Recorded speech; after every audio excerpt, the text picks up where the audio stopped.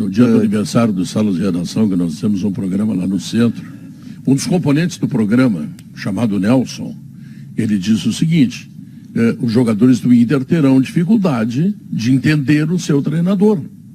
E esta é uma das coisas que se coloca aqui também, na nossa realidade, porque o Medina, nesse ano, e no ano passado, o Mar, eles tiveram dificuldade de comunicar-se com os jogadores. E isso explica muito o insucesso de, por exemplo, ser eliminado pelo Globo na Copa do Brasil. Ou aqui, é uma coisa que vai Pedro, ficar para a história. Perfeito. O Pedro é perfeito. Eu acho fundamental isso, porque às vezes a gente fala que os estrangeiros eles têm alguma dificuldade e acham que é xenofobia.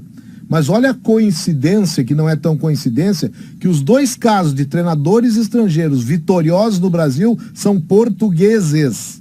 Jesus e Abel. Essa aproximação, mesmo que o português de Portugal seja diferente do que se fala aqui, mas é a mesma língua.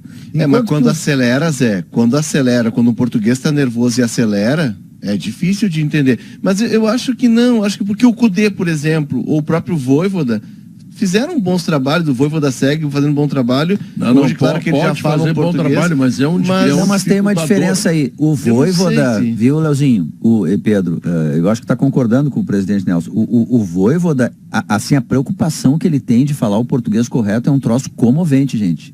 Olha as entrevistas do Vojvoda. Ele se preocupa em falar português, assim. Tu vê que tem um esforço ali, sabe, Pedro, de se comunicar em português. Eu acho ótimo. Ele não diz, sabe, ele não diz juego, partida, diz jogo. Ele tenta. Tu vê que é um cara que está preocupado em falar português. É que o número de técnicos... E é fácil de entender o Vojvoda. É que o número de técnicos bons, estrangeiros, que teve dificuldade aqui no Brasil, é muito grande. Olha o Gareca, que saiu agora da seleção peruana. O Gareca teve um trabalho fraco no Palmeiras de difícil compreensão. Aí tu fica das ideias dele, às vezes não é das ideias, é da própria maneira como ele explica as ideias dele. E eu acho que isso aconteceu nos 3 técnicos aqui do Inter. O Diego Aguirre menos, talvez pela passagem anterior dele. Ele praticamente falava português. Mas o Fossati tinha essa dificuldade muito grande. Eu não sei se vocês lembram. O Mujica no Grêmio. O Fossati era repórter. O Fossati tinha uma questão de hábito, né? Que era muito difícil, que ele não mudou. O Fossati, os treinos eram mais tardes por causa da cesta, né? Naquelas inúmeras viagens que eu fiz contigo para um país da América do Sul, cobrindo a Copa Libertadores, eu fui entrevistado por rádios, por jornais, etc. Eu falava o espanhol, claro, o espanhol possível, né? Não vai pensar que eu sou letrado em espanhol. Mas eu tentava da melhor forma me comunicar com os caras. Então, se o Vojvoda faz isso, ele está fazendo uma coisa que me parece absolutamente criteriosa. Ele está num país que fala português. Pedro, a torcida dele quer observa o Vojvoda, tu não precisa nenhum tipo de tradução. Ele fala perfeitamente português. Ele já está um ano aqui, né? Ele está se esforçando. Os outros nem tempo tiveram, mas eu acho que não passa tanto pela questão do idioma, passa por uma circunstância de grupo. O Zé citou o Gareca. O Gareca pega aquele início de trabalho do Paulo Nobre, em que o Palmeiras contrata todo mundo e vai chegando jogador, inclusive muitos estrangeiros, né? O Palmeiras trouxe o Rauch, atacante, trouxe o Cristal do centroavante, trouxe aquele cara que depois que era do Vélez, Alione, que era muito bom jogador, acabou não acontecendo aqui. Palmeiras. Ele na época do Gareca. Do Palmeiras. Isso, na época do Gareca do Palmeiras. Exato, então assim, ele estava montando um time e aí junta tudo. Aí, claro, né, Zé, entra a questão do idioma, que é mais um ingrediente, é mais um obstáculo, mas eu acho que passa muito mais por uma questão de compreensão do trabalho, de projeto, do que de idioma. Pensa o seguinte, o Mar veio de um trabalho bom, festejado, campeão da Sul-Americana, essa coisa toda. O Cacique Medina, isso. Ele veio de um trabalho que também foi muito respeitado. Mas ele ficou 7 anos no Vélez, não importa. Ele fez um time, fez uma campanha, era respeitado, foi chamado a atenção de muita gente. Aí os dois chegam aqui e não conseguem trabalhar. Não conseguem nada. Foram muito mal. O único que escapou legal, tá, com alguma resistência, foi o Kudê. Eu integro aos resistentes. Mas o Kudê tinha o Kudê no final, ele dava entrevistas ainda em espanhol. Não me lembro do Kudê tentar as entrevistas do Kudê eram péssimas. E tu vê, e o trabalho dele foi bom, por isso que eu acho que não passa tanto pelo idioma, né? Mas assim, tentar trabalhar com mais naturalidade o idioma de onde você está é importante, eu acho, pro trabalho. É um indicativo de que tu tá tentando te comunicar com as pessoas. O Filipão era zoado, Chelsea. Não. Por não conseguir se comunicar. Tem uma história que o Filipão contou numa entrevista, então não é bastidor, não pediu segredo.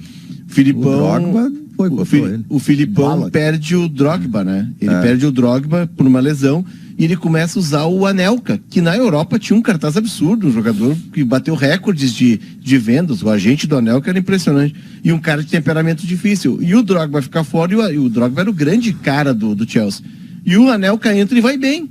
E aí o Drogba volta, o Filipão chama os dois e diz, olha, eu vou precisar que um de vocês volte um pouquinho mais, recomponha, para poder usar os dois juntos, eu não quero perder nenhum dos dois. Aí o Anelka disse, eu não vou voltar.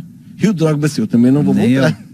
Aí o Filipão sente que tem algo errado no ar. E aí ele percebe que tem um auxiliar dele que tá puxando o tapete dele. Aí ele reúne o grupo, ele tá tentando se comunicar em inglês, e isso que daqui a pouco não vem a palavra assim, e tem traíra aqui, tem traíra. E aí o Deco... Todo mundo entendeu.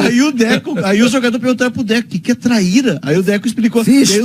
Os caras encontravam o Deco no vestiário e diziam, traíra, virou uma piada interna. Era só ter falado o X9. É o meme Joel Santana. Na África do Sul, o Parreira saiu, o Parreira era o técnico, aí o Parreira teve um problema de família, né? Ele saiu da seleção da África do Sul. E indicou o Joel Santana. O Joel Santana foi com toda a boa vontade que ele tinha, ele tentava se comunicar, mas ele não dominava o inglês.